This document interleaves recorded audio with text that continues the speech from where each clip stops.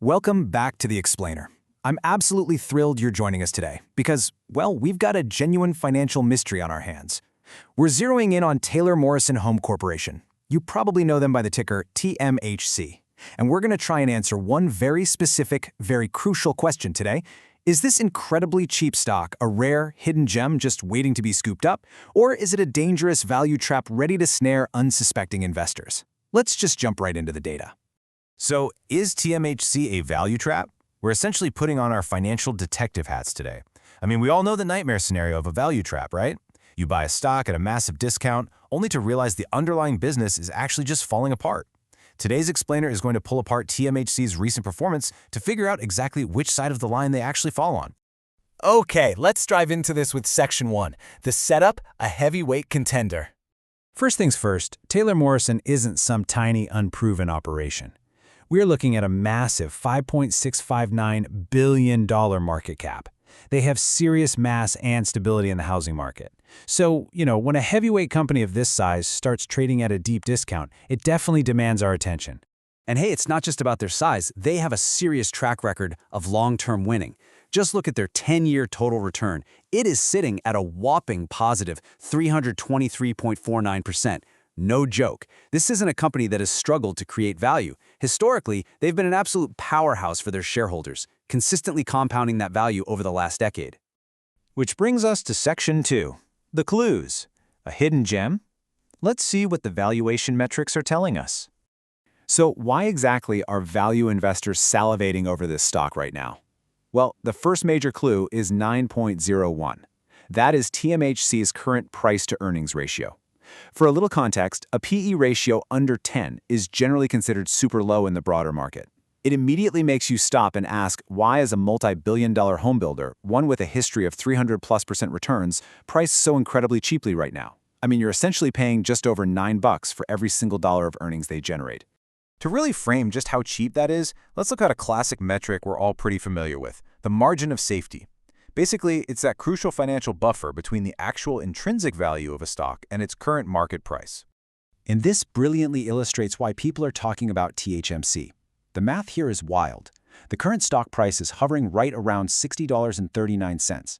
But if you calculate their fair value price based on earnings per share, the data pegs it all the way up at $158.66. That creates a massive margin of safety of nearly 62%. I mean, on paper, if you're just looking at historical earnings power, this thing looks like an absolute steal. But, the market is rarely ever that generous without a catch. Let's move to Section 3, the catch. The trap opens. Now, what's really interesting about this next slide is the conflict we start seeing. Because here is the real record scratch moment. We're juxtaposing their historically solid 5-year net income growth, which averaged a really healthy positive 12.35%, right up against their trailing 12 months. Over the last year, that growth has contracted by a severe 26.35%. Yikes. That is a sharp, undeniable, and frankly brutal short-term deterioration. And tracking their earnings per share compound annual growth rate really visualizes this pain. Just look at the drop-off. 5 years ago, positive 6.24%. 3 years ago, we start sliding into the red at negative 16.47%. But look at the trailing 12 months. It is a terrifying steep drop down to negative 51.20%. Their earnings per share have literally been cut in half over the last 12 months of reported data. So what does this all mean? We have to ask ourselves, yeah, they're incredibly cheap, but are they growing? And right now, the data's answer is a very loud, resounding no. This is the exact core catch we were looking for. The valuation is dirt cheap at a 9 PE ratio for a reason. It's because top-line revenue and bottom-line growth have just seemingly vanished in the short term. The market is clearly pricing in a very severe slump. Which leads us to Section 4, the foundation. Can they survive the slump? Let's check out the balance sheet. Because we need to know, is this a fatal crisis or just a temporary slump they can ride out?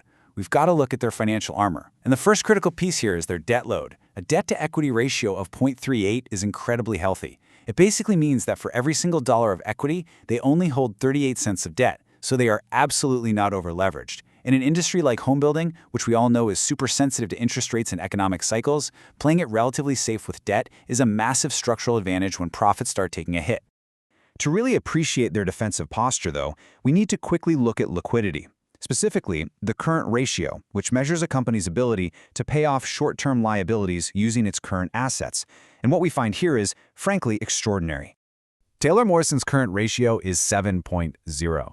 Just let that sink in for a second. They literally have 7 times the assets needed to cover their short-term debts. A number this high is practically unheard of. TMHC is practically swimming in liquidity, giving them this incredibly thick, resilient financial cushion. So even with earnings dropping precipitously, there is virtually zero immediate risk of a liquidity crunch.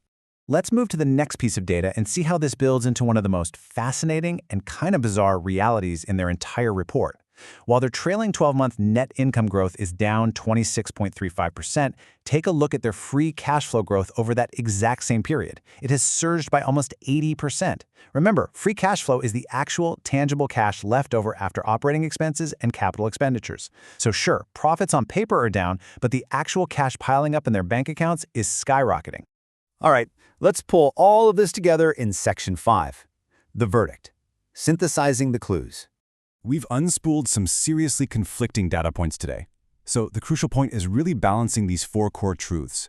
You've got massive historical market returns of 323% and a dirt-cheap 9.01 PE ratio.